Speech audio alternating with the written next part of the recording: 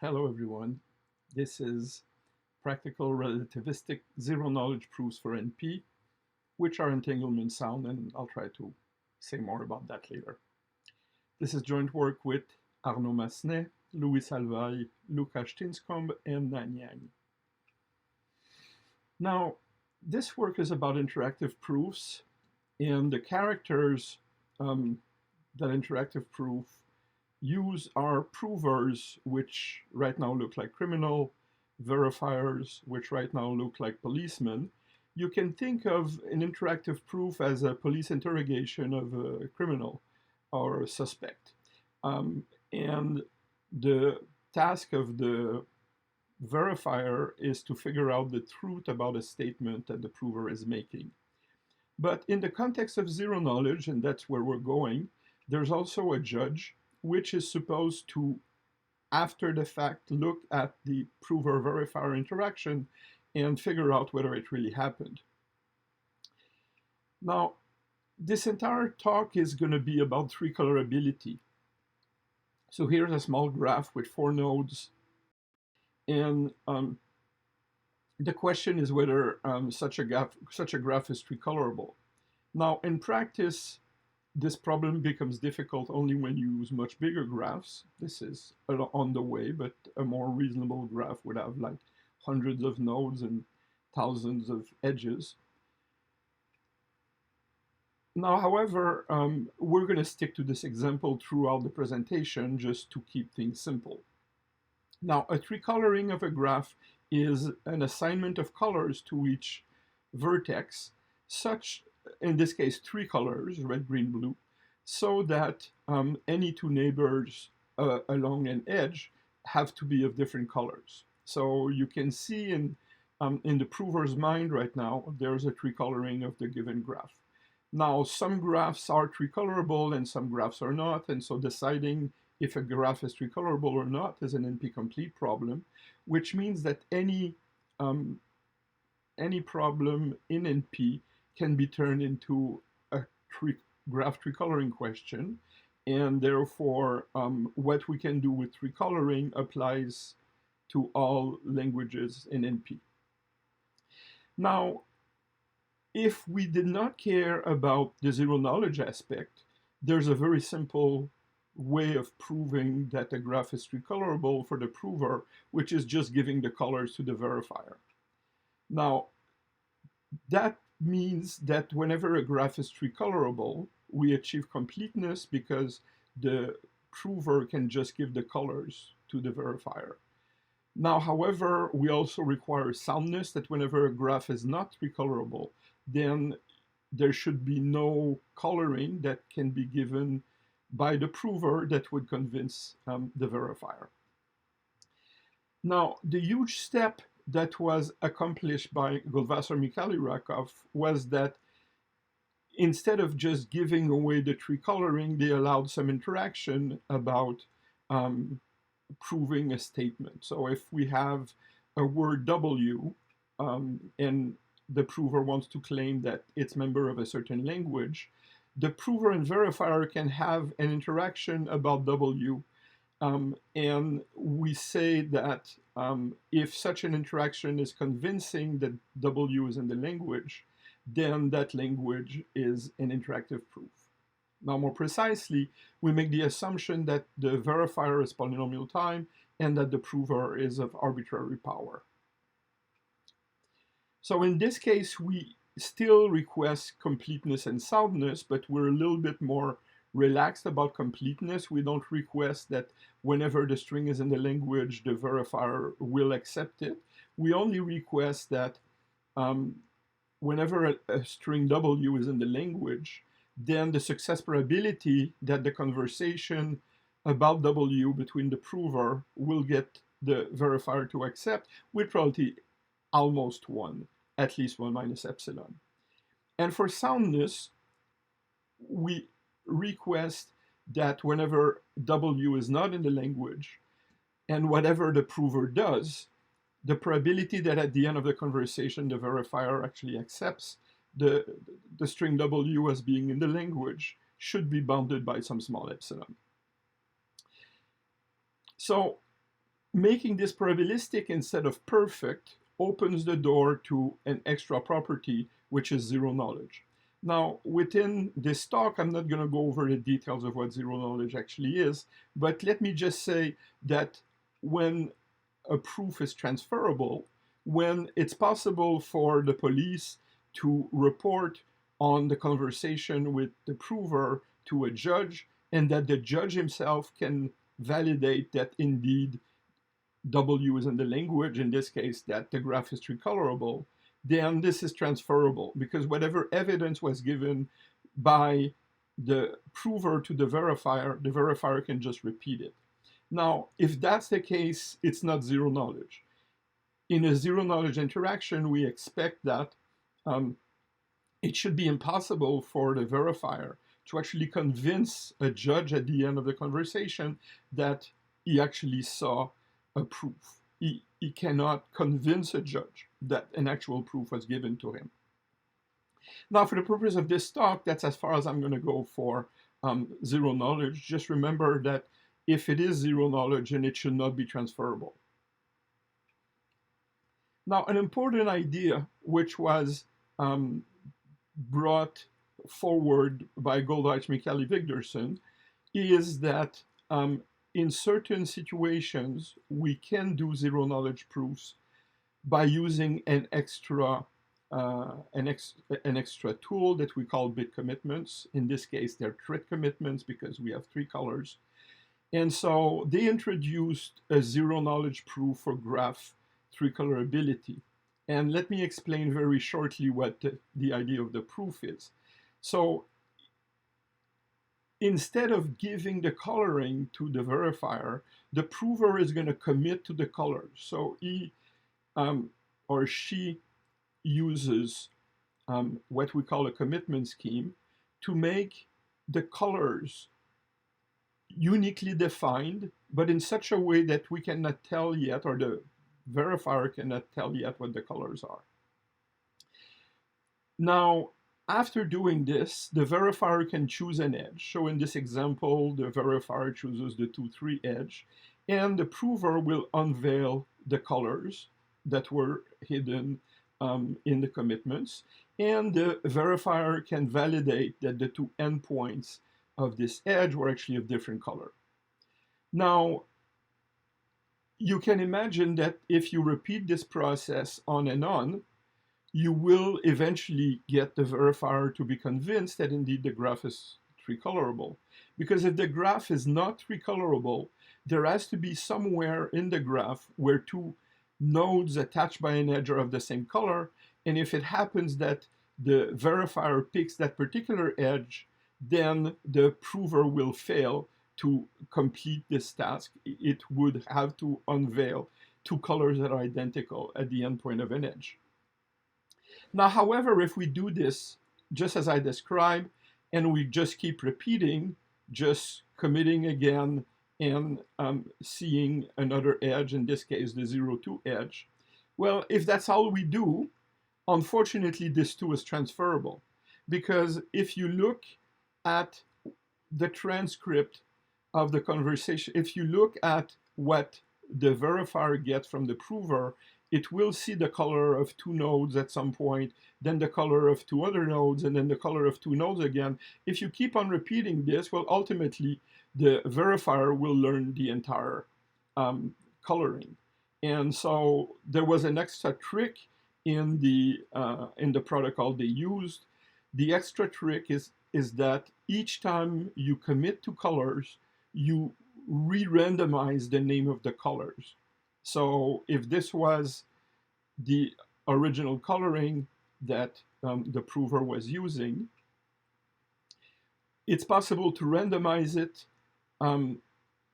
get another coloring, commit to these colors in this new version, and then be asked for an edge. So the first time you may see a red-green edge between 2 and 3. And if you do that again with another coloring, which is just randomizing the 3 colors, recommit and get another edge, then the edges that you end up seeing are of completely independent colors, and therefore such a proof is not transferable. So not actually is it not a transferable, but this is actually what zero knowledge yields. It makes it completely useless to a judge to see the conversations that the prover did have with the verifier. What it will see are just random colors assigned to edges in each round, and they're just random different colors. And so that makes the whole thing zero knowledge. Now, again, just remember that zero knowledge is a super property bigger than non-transferable. Now, however, this uses commitments. And these commitments have to be implemented somehow. And in the classical standard model, there were two competing possibilities. One in which we make the assumption that the verifier is polynomial time bounded, and then we can make a computational assumption on the verifier's side to achieve zero knowledge. While in the competing environment, which was by Brassard, Chom, and myself, we enforced that the prover was polynomial time, and then a polynomial time assumption could be put on the prover, and that guaranteed soundness of the protocol. Now, neither of these were fully satisfactory, and therefore we were, and others were looking for a long time for commitments that did not use computational assumptions at all. So this is how the multi-prover interactive proof model was introduced. It was introduced by Ben-Hur, Goldwasser, Killian, and Vigderson. And their idea was to replace the single prover, single verifier model by a model where there would be more than one prover. Now, in this model, the provers can exchange some arbitrary amount of randomness before the beginning of the interaction. They can do that even knowing the string W that they have to prove membership of. But once the proof is started, they are no longer allowed to talk to each other. So the model here is that the verifier can talk separately to each prover, but the provers are not allowed to talk to each other. So the kind of interaction that the prover and verifiers were having previously are now going along two paths, one between the verifier and the first prover, and the verifier and another prover. Now, we get definitions of completeness and soundness in this model, which are essentially the same as before, except that we have two provers. So when a string is in the language, then we expect that the acceptance probability of the verifier at the end of a conversation about W will be almost probability 1.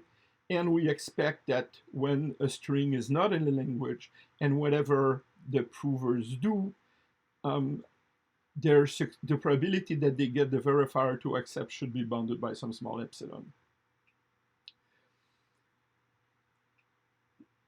Now, however, to achieve this, we had to figure out a meaning for what not communicating meant.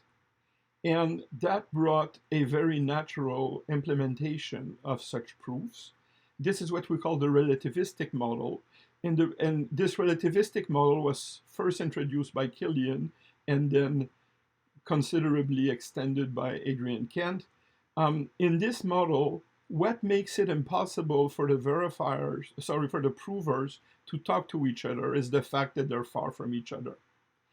And the way to enforce that the provers have to be far enough from each other is actually by splitting the verifier to be two verifiers that are sufficiently far from each other. And so it's actually the distance between the verifiers which actually makes and enforces the condition that the provers are actually sufficiently far from each other. Now, combined with the fact that the speed of light is bounded by a constant, each verifier interacts with his own prover, and timing the event when the information goes out, when the answers come back, they can guarantee for sure that the information has been going back and forth fast enough that it's not possible that the provers may have learned something from the other verifier. Now let me go back to my goal, which is to tell you about recolorability. Now, one approach to do a recolorability proof, zero-knowledge proof in the context of multi-prover is to combine the work of multi-prover proof systems of these people with the protocol for recolorability of those people. Now, however, if we do that, it's not clear how we can get soundness against provers that are entangled. Now, it turns out that distance is one thing, you cannot communicate, but now whether you model the provers as classical or quantum actually makes a difference. The ability to break soundness is typically higher when the provers are entangled than when they are classical. Now, is this combination entangled sound? Well, I don't know. And nobody was able to prove that.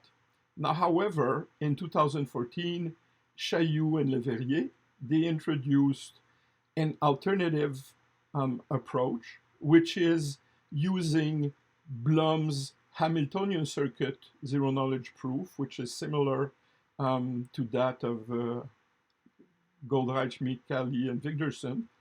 But using that different problem, they were able to prove that it was sound against entangled provers. Now, the point that we're trying to make in our work today is the fact that although now this is sound against entangled prover, the result is completely impractical. And let me explain why. Now, in the Chailloux-Leverrier model, the provers have to commit to the entire graph. They have to commit one commitment for each node of the graph. And as a matter of fact, they have to commit to each edge and potential edge of the graph. That means that if you increase the number of vertices in the graph that we're using, then the time required to commit to a graph is going to increase quadratically with the number of vertices. Now, this is a space-time diagram, and basically what it tells us is when the events of commit and unveiling must occur at different locations. And the conclusion is that the Chailloux-Leverrier protocol, although is sound against quantum adversaries, has the major drawback that as the graph gets bigger, the distance between the provers and verifiers, the distance between the pair prover verifiers have to grow quadratically with the number of vertices. Now, it means that if we want to use thousands or 10,000 nodes graph, ultimately we would have to be on different planets, even with the best equipment we have. Now, in contrast, our paper today shows a situation and a protocol where the distance actually grows logarithmically with the number of vertices. And so let me explain to you what the protocol is. On top of that, it gives us an extremely simple protocol that I'll be able to explain now. So we go back to the idea of Goldreich, Micali, Wigderson, and use a tree-coloring protocol where we commit to the colors. However, in order to avoid having the same problem as Chailloux-Leverrier, we're not going to commit to every single node. If we just followed this approach, we'd have to commit to every node, and then again, we'd be committing to a linear number of things, and that would make it totally impractical too. Now, in 2004, Cleve, Hoyer, Toner, and Watrous introduced a completely different approach, which is much simpler in the context of relativistic proofs. So instead of committing in the two-prover model, instead of getting them to commit, they did not use commitments at all. And their approach is instead just ask each one of the two provers for the color of a node. So in this example, on the left side, node number 2 is requested and the color of node number 2 is given back. And on the right-hand side, node number 3 is given and the color of node number 3 is given back. Now, this gives us completeness because, and after the fact, the verifiers are just going to check that they saw different colors at the endpoint of every edge. So this gives us completeness. If we do that many times, whenever the graph is tricolorable, then the provers can win this with probability 1. Now, however, is this idea sound? Well, unfortunately, it's not. Because if the only thing that the verifiers check is that endpoints of every edge have to be of different colors, then the provers can cheat without having a coloring at all. The left guy can always answer blue, and the right guy can always answer green, and they would satisfy this test. So in order to get soundness, the authors alternated between the edge test, where they see the colors at the endpoint, with this other test, which is a consistency test. Every once in a while, the verifiers would ask the same node to both of them and check that they actually give the same color back. Now, this protocol is actually an interactive proof. You can show that because of these two tests and the random alternation between these two possibilities, there's no strategy for the provers to convince the verifier when the graph is not recolorable. Now, however, it's unfortunately not zero knowledge. There's a strategy for the verifiers to actually figure out what the coloring is if you keep repeating this, even if you randomize the colors. And the strategy is very simple. The verifiers can request non-edges. So if the verifier don't request an edge, but instead, as in this example, request the 1-2 non-edge, and if they get the same color back, then they don't really care what the color is, but they can label in their mind that they know that node number 1 and 2 are of the same color. And this is independent of the coloring. If you change the colors, all that they care about is which nodes are of the same color. Now, if you keep repeating this, eventually the verifiers will learn 3 subsets of the nodes that correspond to the 3 colors, and they will be able to reconstruct a complete coloring. So our idea was to start from what Cleve, Hoyer, Toner, and Watrous did, and just add a little twist. So the twist is that instead of asking to each of the two provers what a single color is, we're going to ask them for an entire edge. Now, however, instead of giving the colors of the edge, they're going to commit to the colors. So if the left verifier asks for the 0-3 edge, then the left prover gives a commitment to the 0-3 colors. And similarly, if the 2-3 edge is asked to the rightmost guy, he gives back a commitment of these colors. Now, for this, we need a commitment scheme. So the commitment scheme is requested but that's been done previously in the multi-prover case and in the relativistic case. but we're going to stick to a particular one because that particular one will have an extraordinary feature that's going to be extremely useful to us. So a commitment scheme can be the following. So you have the provers at the bottom, and they agree on a randomizer B that's going to be involved in the commitment, and the rightmost guy has the color that he wants to commit to. Now, the rightmost verifier is going to pick a random value. So all the calculations here are done mod 3 because the colors are mod 3. So the rightmost verifier picks a random string, a random trit, which is non-zero, so this is actually 1 or 2, gives this to the right prover, and the right prover uses this calculation. The commitment is going to be the B that's agreed with the other prover times the R that's given plus the color mod 3, and that's the value given back to the verifier. Now, if unveiling is used on this commitment, then the other verifier can request unveiling from the other prover, which is going to yield back B. And of course, if the verifiers know B and R and the commitment, then they can deduce what the color is. Now, we're going to use these commitments in a slightly different way.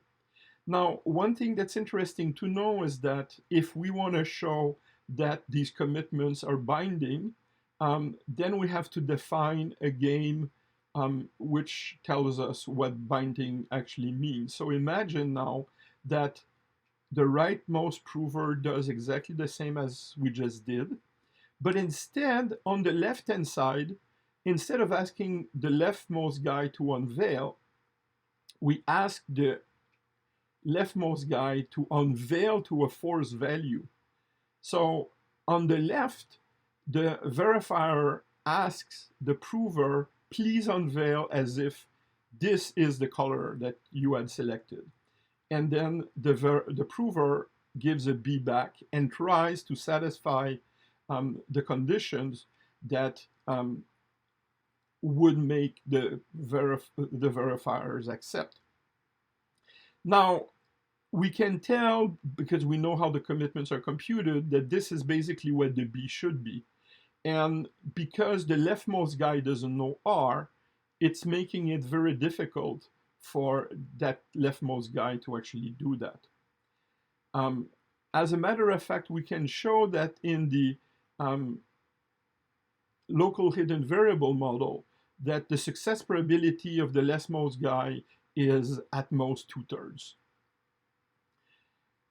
And whatever strategy the right and the two provers have, they cannot succeed to winning this more than 2/3 of the time. Now, in the quantum model, they can actually do a little bit better, but not that much better. They can actually win this game about 71% of the time.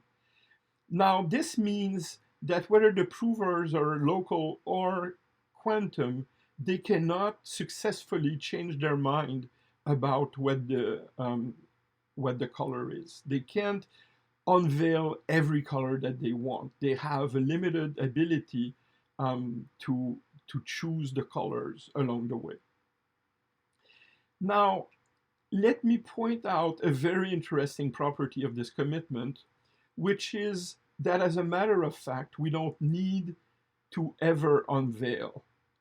If both of the provers know the colors, and if both of the provers agree on this randomizer B, the verifiers can do a much trickier approach. On the right, we do as before. On the right, the rightmost prover commits exactly as previously. However, you can also get the leftmost guy to commit. So the leftmost verifier gives an R prime to the leftmost prover, and the leftmost prover is supposed to give a commitment prime, which is computed the same way using R prime instead of R. Now, what's wonderful is that if you ask the same R and R prime, then they should answer the same commitment. And that's going to be a way to check that they're consistent.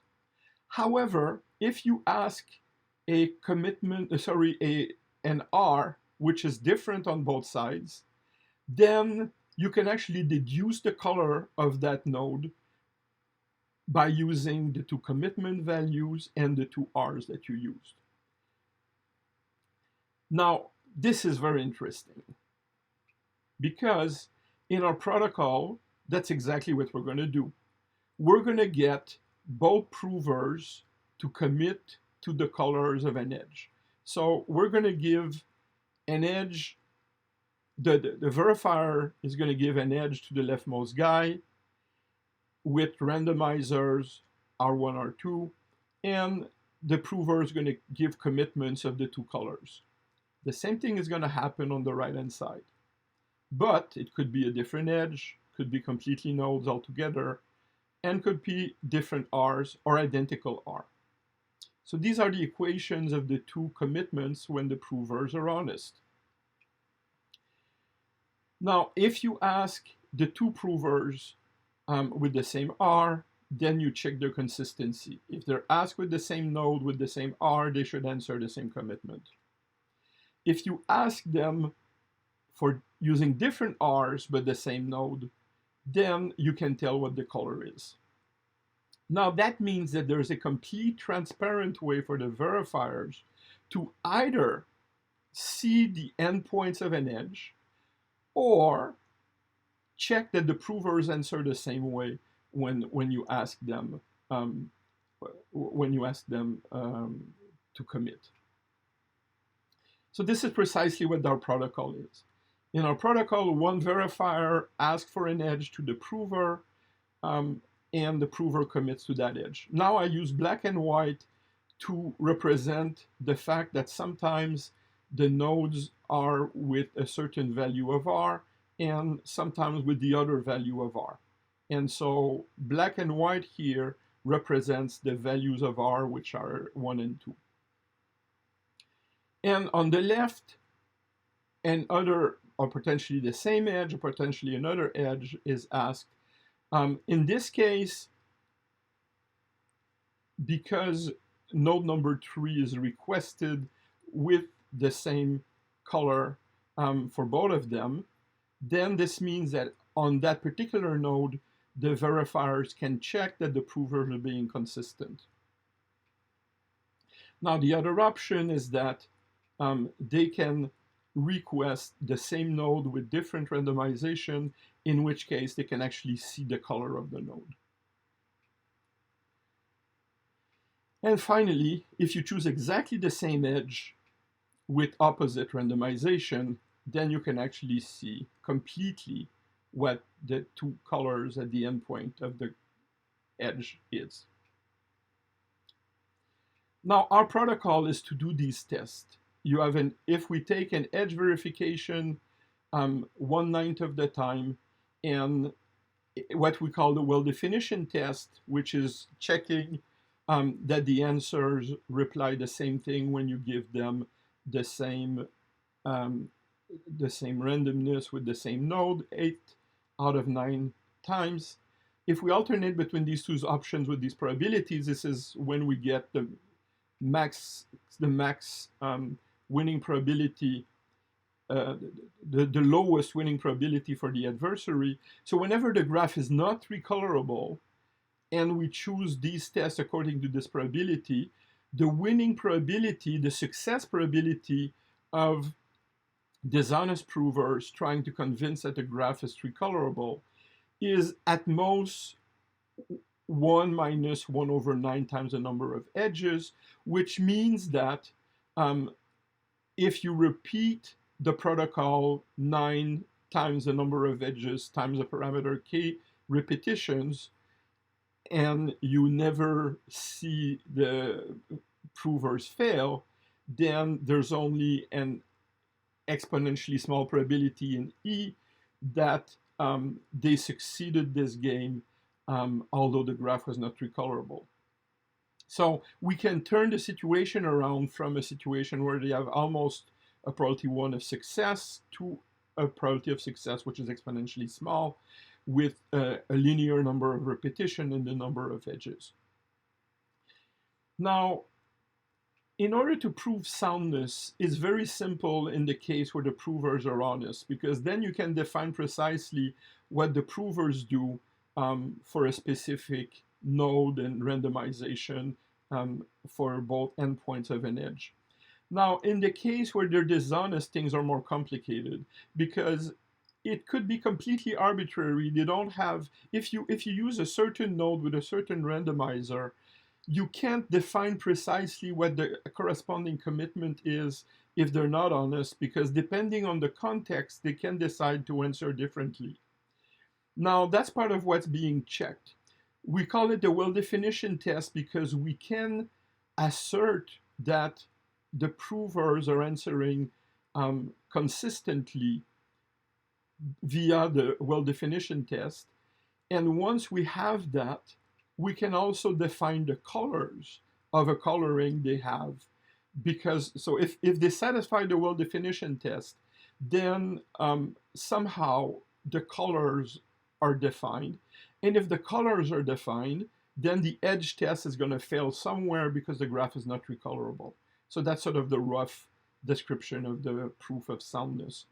Now, however, for zero knowledge, what we have to simulate is what the verifiers can see, even if they're dishonest, from the tricolorability of a graph. Now, because they can see two edges, they can each see an edge. The zero knowledge simulation is the same as simulating on the complete graph of 4 nodes. And if we do a case analysis, here are the three different ways that the verifiers can ask edges. They can ask edges that don't intersect on any node. They can ask edges that intersect on a single node, or they can ask edges that intersect on 2 nodes. In all these cases, the colors that are going to be seen will be none of them in this case, one of them which is random in that case, and 2 of them which are random in that case as well. So this gives us that the resulting protocol is zero knowledge. Now, however, to get the entangled case, we're using a very powerful of Kempe, Kobayashi, Matsumoto, Toner, and Vidic. And basically what this theorem is saying is that if we have a 2-prover proof against classical local provers, then if we copy this protocol with a 3rd prover, where the role of the 3rd prover is exactly the same as one of the existing 2 at random, then the resulting protocol becomes sound against entangled provers. So the entangled version is exactly the same, except now that we have 3 provers. Now this has an impact on soundness. In order to get soundness, we're going to need more repetitions because the relation between the winning probability of the classical game and the quantum game is polynomial but not super good. If this is the winning probability in the local game, the winning probability of the quantum game becomes this. So it's 1 minus 1 over 21, the number of edge, to the 4th power, which means that we would have to repeat 21 times the size of E to the 4th power times k repetition to achieve a probability of E to the minus k. Now, however, this remains polynomial, and with sufficiently small graphs and sufficiently few edges, it's still actually possible to do that in practice. Now, for the zero knowledge case, however, we now have 3 provers. So we now have a situation where 3 edges can be picked. And this is the same as playing the same situation on the graph, complete graph of 6 nodes. And here are the different ways that 3 people can get 3 edges on such a graph. Now, there are many cases, but you can see that all that the verifiers can do is either see absolutely no colors at all by picking edges that don't intersect on any vertex. You can get one color which is random when you choose these two possibilities. You can see two colors that are random in all four of these possibilities. And finally, if you build a triangle with your three edges, well, because the graph is supposed to be three-colorable, you should see all three colors. But because of randomization, that will be in a completely random order. Now, it means that this protocol remains zero knowledge even against tree provers. Now, don't be fooled in thinking that this is always the case. If there was a fourth prover, it would no longer be zero knowledge. Now, the protocol that I described today is actually being, actually last week, implemented by this group of people in Geneva, and we're actually running an experiment, and hopefully I can report on this experiment in the near future. Now let me conclude with a few open questions.